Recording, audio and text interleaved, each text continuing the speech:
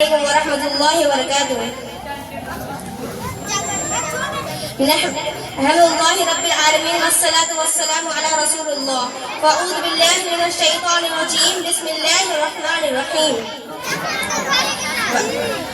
آج میں حضرات کے سامنے اسلامی عدل و انصاف کے متعلق کچھ عرض کرنا چاہتی ہوں اور یہ بتانا چاہتی ہوں کہ اسلام نے عدل و انصاف قائم رکھنے پر کس قدر زور دیا ہے. آج کے دور میں سماجی عدل و انصاف اور مشاہدات پر بڑے وسیع پیمانے پر بحث جاری ہے.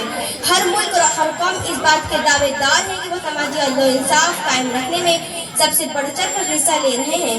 آئیے آج کی محفل میں یہ جائزہ لیا جائے کہ اسلام میں عدل و انصاف کا کیا مقام ہے اور اسلامی تعلیمات اس سلسلے میں کیا ہے. قرآن پاک میں عدل و انصاف کو تقوی زیادہ قریب بتایا گیا ہے. قرآن پاک میں ہے اعدلوا هو اقرب للتقوی، عدل اختیار کرو تقوی سے زیادہ قریب ہے. دوسری جگہ ارشاد ان اللہ یأمر بالعدل والاحسان، بے شک اللہ تعالیٰ نے عدل و احسان کا حکم دیتا ہے. خطبہ میں نے جو آیتیں پڑھی ہیں اس کا بھی یہی مطلب ہے. جب تم لوگوں کے درمیان فیصلہ کرو تو عدل و انصاف کے ساتھ کرو. تاریخ اس پر گواہ ہے کہ مسلمانوں نے ہمیشہ عدل و انصاف کو قائم رکھا. وہ اپنی ذاتی مفاد اور نجی مفاد کے خاطر عدل و انصاف سے بنا ڈرے. عدل و انصاف کے معاملے میں انہوں نے اپنے عزیز و رشتہ داروں افراد میں کوئی فرق نہ رکھا. عدل و انصاف کے تقاضے پورے کیے، حق و حقدار تک پہنچا کر دم لیا. ایک بار کبیرہ نبی منظور میں ایک عورت چوری کی تھی. شریعت میں چوری سے ہاتھ کاٹنا ہے. وہ عورت نیک اور بڑے گھر کی تھی، اس لیے کچھ لوگوں نے حضرت اسامہ بن زید رضی اللہ عنہ سے کہا کہ حضور صلی اللہ علیہ وسلم سے سفارش کر دیجیے کہ اس عورت کو سزا معاف کر دے یا اس کو ہلکی سزا دی جائے. آپ صلی اللہ علیہ وسلم نے فرمایا تم سے پہلے قوم اسی لیے برباد ہو گئی کیونکہ جب وہاں کوئی بڑا گناہ کرتا تو اس کو چھوڑ دیا جاتا اور جب کوئی غریب گناہ کرتا تو اس کو سزا دی جاتی. خدا کی قسم اگر فاطمہ بنت محمد صلی اللہ علیہ وسلم بھی چوری کرے تو میں اس کا ہاتھ کاٹ دوں گا اور شرعی قانون میں اس سلسلے میں کوئی پرواہ نہ لی جائے گی کہ نبی کی بیٹی ہے. 10 سال کا ایک واقعہ یہ بھی ہے. ایک منافق جو مظہر مسلمان تھا اور ایک یہودی ایک معاملے میں فیصلہ کرنے حضور صلی اللہ علیہ وسلم کے خدمت میں حاضر ہوئے. معاملہ یہ تھا کہ یہودی کا آٹا چوری ہو گیا تھا. منافق نے چوری کی. آپ صلی اللہ علیہ وسلم نے مقدمہ یہودی کے حق میں صادق فرمایا. منافق ڈرتا. آپ صلی اللہ علیہ وسلم نے اس بات کی ذرا بھی پرواہ نہ کی کہ وہ فرقین میں سے مسلمان ہونے کا دعویٰ کرتا ہے. صحابہ اکرام نے بھی مکمل طریقے سے اسلامی عدل و انصاف کے جھلکے اپنی زندگی میں پیش کی ہیں. کئی بار بھی عدل و انصاف کے دامن کو ہاتھ سجانے نہ دیا. اسلام نے عدل و مشاہدات کی تعلیم دی ہے. ذاتی برادری کی تفریق ختم کر ہر معاملے میں بغیر کسی چاہ منصب عزت و عمارت کے ہوئے بلا فیصلہ کرنے کا حکم دیا ہے. کسی جرم کے سلسلے میں جو سزا کسی غریب گھرانے کے مجرم کی ہوگی وہی سزا کا حقدار وہ مجرم بھی ہوگا جو اعلیٰ خاندان سے تعلق رکھتا ہو. چاہ منصب عزت و عمارت انصاف کے راہ میں رکاوٹ نہیں بن سکتی. اسلام کی نظر میں سب برابر ہے. کسی کے حقوق کی پیمانی نہیں. غربت وفاداری وجہ ریاست کا اثر اسلامی عدالت میں نہیں پڑے گا. حضرت عمر رضی اللہ عنہ کے دور خلافت میں جبلہ جو ایک شہزادہ تھا وہ نیا مسلمان ہوا تھا. فوراً طواف کسی عربی کے پاؤں کے نیچے سے اس کی چادر دب گئی. اس نے غصے میں عربی کو چاٹا مارا. حضرت عمر رضی اللہ عنہ کے پاس مقدمہ پہنچا. آپ نے عربی کو حکم دیا جبلہ کو ویسا ہی چاٹا مارو. جبلہ شہزادہ تھا وہ یہ سمجھتا تھا کہاں میں اور کہاں یہ غریب عربی. مگر حضرت عمر رضی اللہ عنہ کے فیصلے بے لاغ تھے.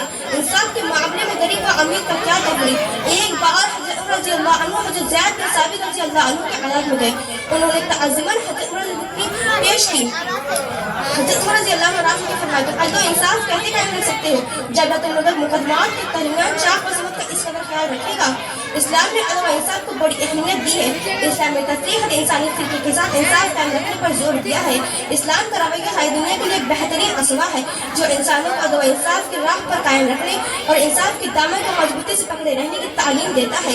مختلف مذہب مختلف نظریات دنیا میں آئے اور چلے گئے. مختلف عوامل مصلاحت وجود میں آئے اور ختم ہو گئے مگر کوئی اسلام کا وہ معیار قائم نہ رکھ سکا جو اسلام نے پیش کیا. انصاف کا معیار اسلام کے بے نظریہ اور بے نظریہ بے حال اس کے ذریعے ہر دعا خواہ کی دادرسی اور ہر فریادس کی فریادتی بدرجہ عام ہوتی جا رہی ہے. وآخر دعوانا الحمدللہ رب العالمین. ماشاءاللہ بہت ہی انعام لے لیجیے اپنا. ادھر سے بھی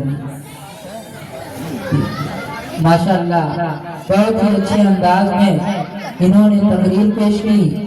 اب آئیے میں انگلش میں اسپیچ دینے کے لیے عائشہ کو بلانا چاہتا ہوں اس شعر کے ساتھ تمہاری ہر تکلیفوں کا مکمل جواب ہوں میں، تمہاری ہر تکلیفوں کا مکمل جواب ہوں میں، کبھی فرصت سے ملنا تو پڑھنا مجھے ضرور، کبھی فرصت سے ملنا تو پڑھنا مجھے ضرور، کیونکہ میں بھارت کا سنویدھان ہوں، کیونکہ میں بھارت کا سنویدھان ہوں۔ آپ کے سامنے تقریر پیش کرنے کے لیے عائشہ مائک پر۔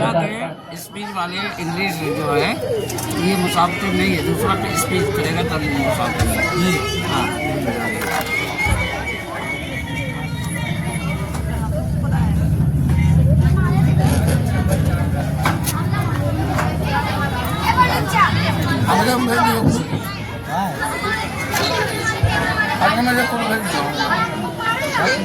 السلام علیکم ورحمۃ اللہ وبرکاتہ.